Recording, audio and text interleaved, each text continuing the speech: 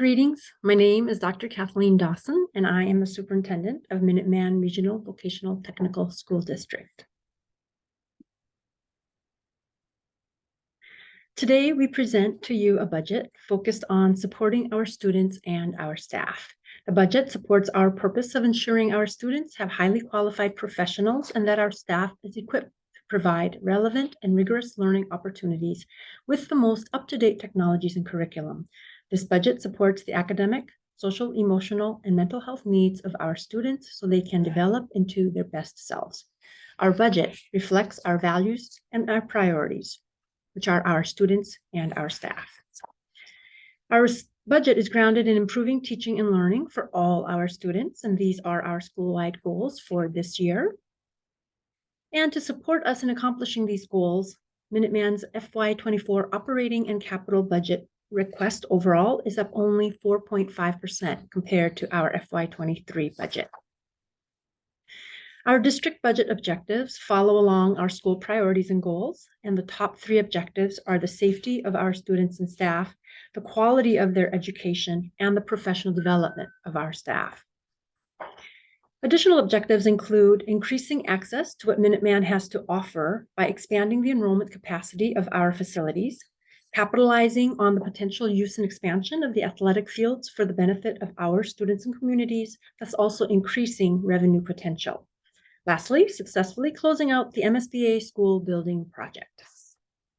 Some of the major drivers in the FY24 budget include contract negotiations with our teachers, the need for 3 new full-time teachers due to increased enrollment and the academic needs of our students, Minuteman's participation in a health trust with 4 other regional vocational schools. They have not set their final rates for FY24, but they recommend that all schools within the trust carry a 10% increase at this point in our budgeting.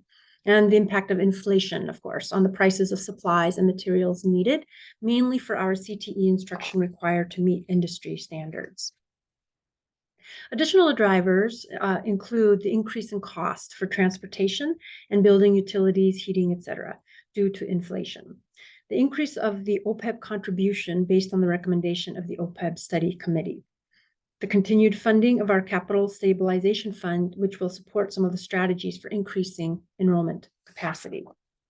Just to break out the FY24 budget a little bit more, Minuteman's operating expenses are up about 6.18%, and Minuteman's operating capital, which does include our ESCO lease payment, the athletic field lighting debt, and capital stabilization funding, is fairly consistent at 0.21%. And just as a reminder, our last year of the ESCO lease payment will be FY25.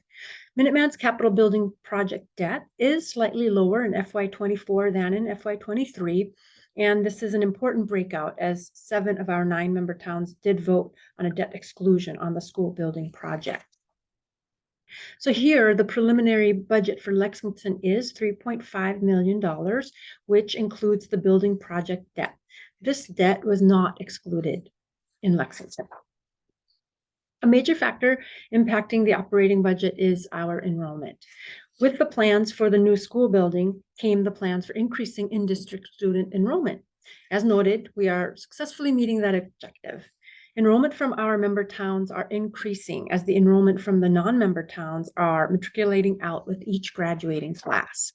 As enrollment shifts, Minuteman's out-of-district revenue is decreasing both from tuition and capital fee, which is set by the state. As a result, member towns are responsible for more of the cost and soon all of the cost associated with operating and capital budget through their assessments. Here we show the comparison of changes in enrollment to the changes in revenue. The purple line across the top is our school-designed enrollment of 628 at 85% capacity. The tri-colored bar includes the total member and non-member enrollment compared to the 85% school capacity indicated by the purple line. And as the graph shows, we are already over that 85% capacity. Here, the yellow line represents the non-member tuition, and the light blue line represents the capital fee revenue to reduce member assessments. And as you can see, these are trending in the opposite direction of increasing member enrollment. Here we show the percent change in the 4-year rolling average of enrollment, which is the blue column, and with the percent change in assessment, the red column, for all our member towns. For most of our member towns, these correspond and track together closely as spelled out in our regional agreement. It is important to note that the 4-year rolling average will eventually even out over the next few years as enrollment becomes more typical of our full freshman classes of member town students. For Lexington, you can see there was a 10% increase in 4-year rolling average and a 9% increase in the total assessment. Also here you can see over the year the changes in the components of the assessment. Minuteman uses the 4-year rolling average of enrollment to determine assessments, as noted also in the regional agreement. And as seen in the graph on the prior slide, Lexington's 4-year rolling average has increased by 10.3% compared to the total assessment increasing of 8.6%. And despite the increase in operating assessment, the per pupil assessment remains relatively consistent with the past 5 years, as you can see here. So as presented, it is the shifts in enrollment that are increasing the assessments for each member town, and the increase is paying for more of your students to have access to a choice in the type and quality of career technical education. This just represents the preliminary FY24 assessments to all member towns for your reference. And where are we now for next year? Well, the enrollment trends are continuing and going strong. The class of 2027, which is our current 8th graders, they're applying to come to Minuteman next fall, and we are up to 401 applicants with 323 from our member towns and 78 from non-member towns. We are in the midst of conducting interviews as we near the close of the application window. And the cap for our freshman classes will be approximately 189 students.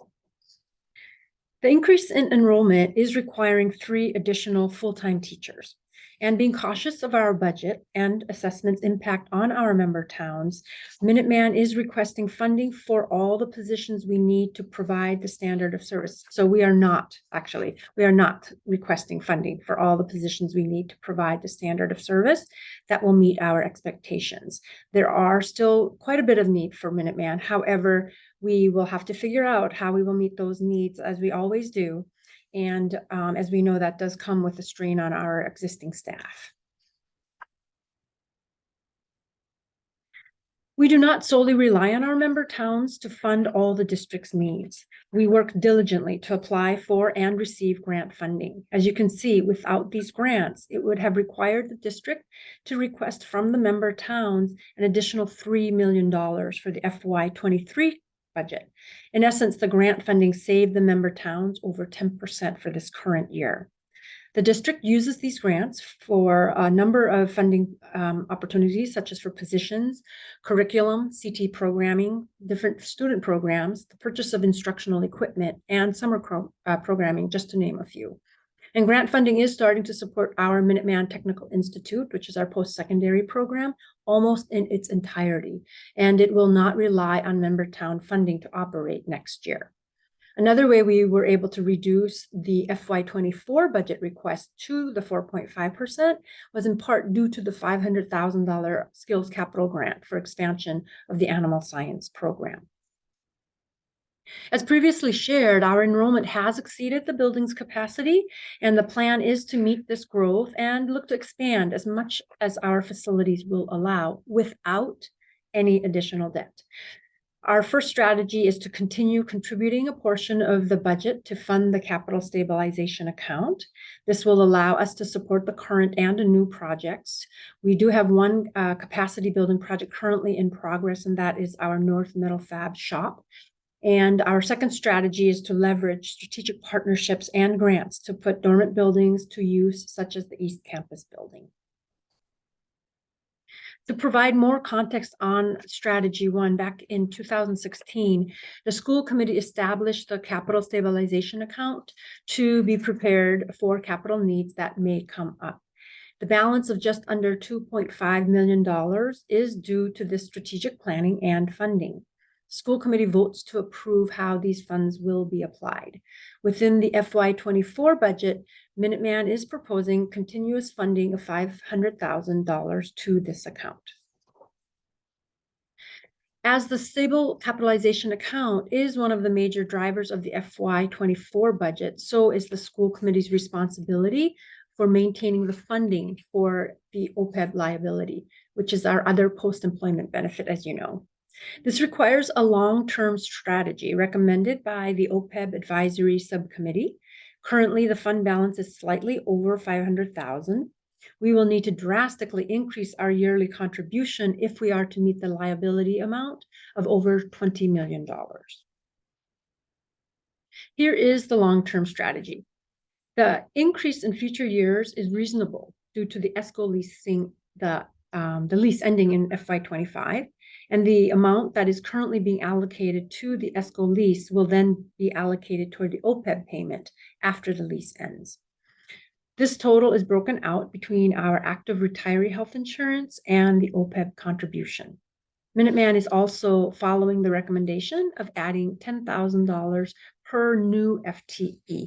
And for FY24, of course, that would be the 3 times the $10,000 for our 3 new requests. As we start to bring the budget presentation to a close, this is a summary of our operating and capital budget and the breakouts, with a total operating and capital budget request increase of only 4.5%. The operating and capital budget is supported mainly by member town assessments, but the non-assessment revenue, which does not come from member towns, offsets a portion of the overall budget. We are being conservative with our state aid estimates, and the main point to be made here is that Minuteman is losing almost $1.8 million, primarily from decreases to the out-of-district tuition and capital fee revenue discussed in earlier slides. This loss is being picked up by our member towns. These are the components of the assessments that will be included in our budget book. And lastly, our overall budget request in comparison to FY23 is less than the prior year's requests in all categories. And in closing, we return to our values, our students and their learning. We do recommend the FY24 budget that will support the needs of our students and their teachers, and we thank you very much for your support. We look forward to connecting with you should you have any questions. And thank you again.